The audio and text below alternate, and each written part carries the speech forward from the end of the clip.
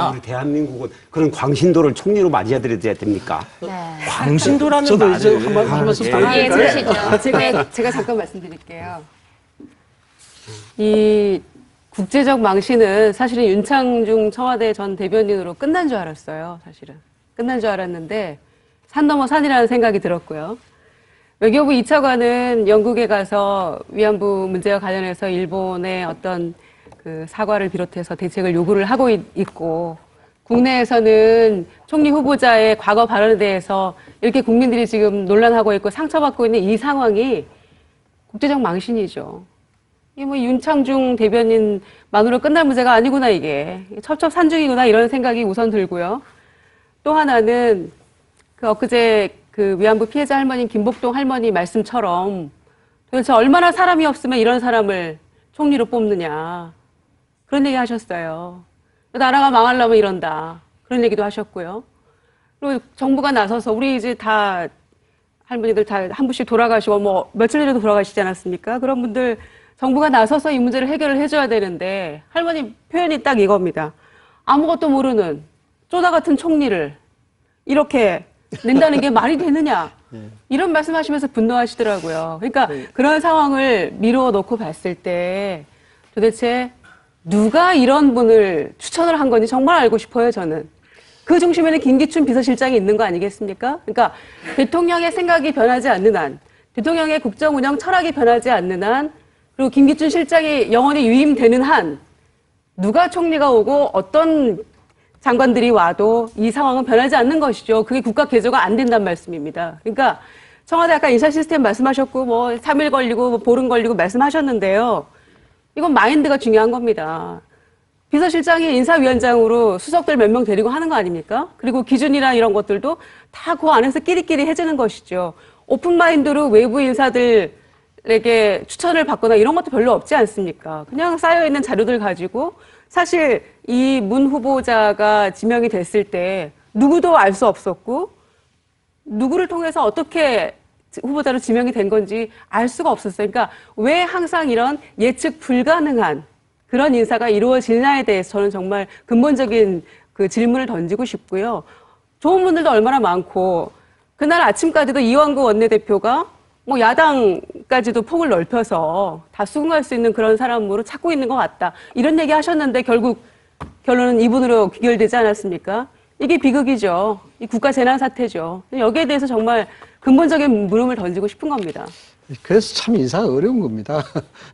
이 인사가 잘 되면 참 만사가 다 편안한데 이래서 인사가 어려운 겁니다. 말씀 잘 들었고요. 저는 뭐 간단하게만 말씀드리겠습니다. 그 노예께서 그 식민지 근대화론으로 말씀하셨는데 그러면은 그 궁극적으로 지금 문창국 후보자가 식민지 근대화론에 부합되는 그런 인물이다. 그래서 우리의 독립정신과 헌법적인 식민사관에 상당히 경도된 사람이라고 봅니다. 이 문제는요, 굉장히 중차대한 문제입니다. 엄중한 문제입니다. 왜냐하면은 뭐 다들 말씀하셨습니다만은 한 나라의 총리입니다. 1인 지자 만인 지상의 자리입니다. 내각을 통할하는 자리거든요. 그만큼 엄중한 자리죠.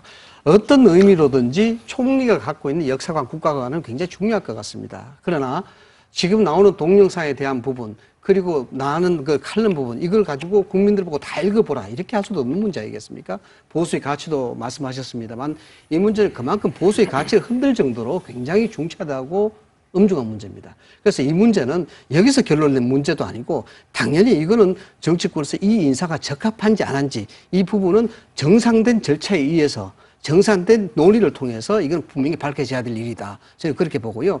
이것은 어느 개인의 잣대로 식민지 근대화론을 말씀하셨는데 저는 말씀 들어보니까 또 일리도 있는 얘기 같고 그래요. 그러나 이 부분은 정말 청문회장에서 정말 이거는 지인이가 어떻고 그 사람의 진짜 국정 철학이 뭔지 국가관이 뭔지 정말 국가관이 식민사관에 건강한 그런 국가관이라 그러면 이건 비극 아니겠습니까? 이건 당연히 거기서 갈라져야 될 문제다라는 것으로 마무리 시하면 어떨까? 홍 팀에서는 인사청문회장에서 이 모든 논란들을 가려야 된다는 입장인 반면에 야당에서는 청문회 보이콧해야 된다는 얘기까지 나오고 있거든요. 근데 오늘 박영선 원내대표는 오늘 JTBC 뉴스와의 인터뷰에서 원칙대로 하는 게 맞다고 생각한다. 보이콧이 당론은 아니다라고 얘기를 했는데 오늘 나온 분들 입장은 저희들 어떻습니까? 입장 그렇습니다. 지금은 본인이 사퇴하는 것이 옳다.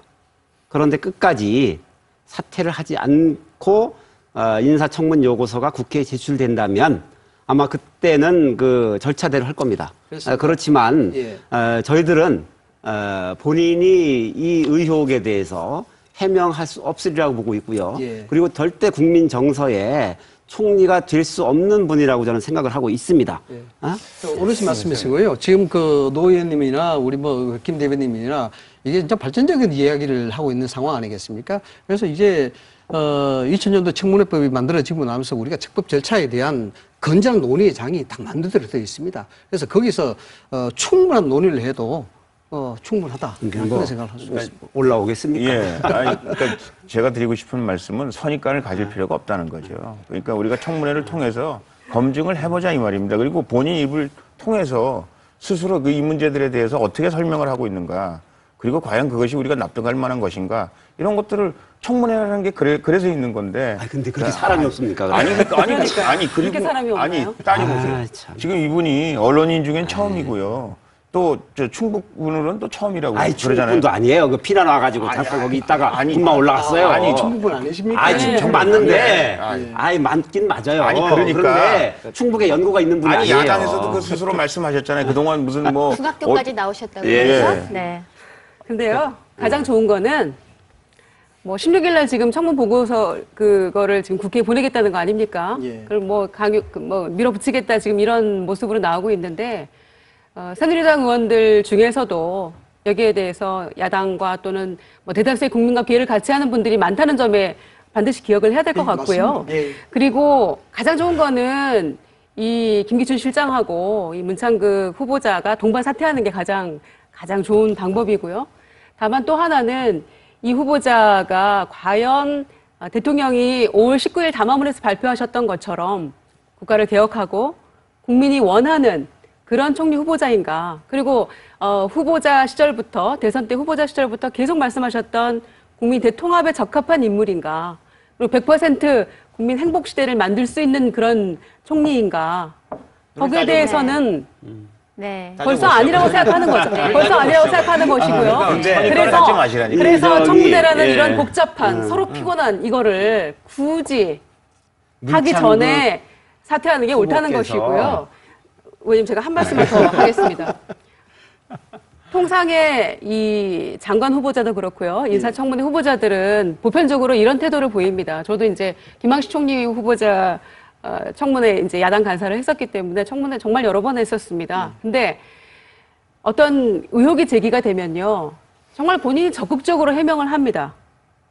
그건 이렇고 선은 그렇고 후는 이렇고 또 세금이 문제가 됐을 때 세금 탈루 그거는 뭐 며칠 전에 이렇게 낸 것이고 또 심지어는 내가 총리 후보자가 될 줄 알았으면 내가 장관 후보자가 될 줄 알았으면 이렇게 안 했을 텐데 이렇게 하지 않았을 텐데라는 그런 그 회한 섞인 그런 얘기까지도 하는 게 인지상정입니다. 그런데 이 후보자는 과거의 발언은 차치하고라도 현재 보여지고 있는 모습에서조차도 과연 이분이 국민을 보듬고 통합하고 함께 갈 수 있는 그런 총리로서 적합한 인물인가.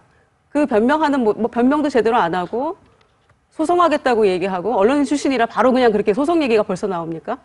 그런 부분들에 있어서 이미 또 다른 실망감과 분노를 자아내고 있다. 이렇게 네. 생각을 합니다. 자, 저희가 이분이 한 말씀 충북 그 간단하게, 말씀하셔서 예, 간단하게, 이분이 사실 네. 충북이 역대 총리를 한 분도 배출을 못했습니다. 그러니 충북 출신이 이번에 총리로 지명됐다니 충북에서 얼마나 좋은 일입니까? 충북이 지역구시잖아요. 예, 그렇습니다. 네. 그런데 이분이 세종시를 격렬하게 반대를 했었어요. 그리고 그 신양정 수도 건설 때문에 이제 그 표를 몰아주니까 이거에 대해서 또 아주 충청도 사람들을 비아냥대고 얼마나 욕했는지 몰라요.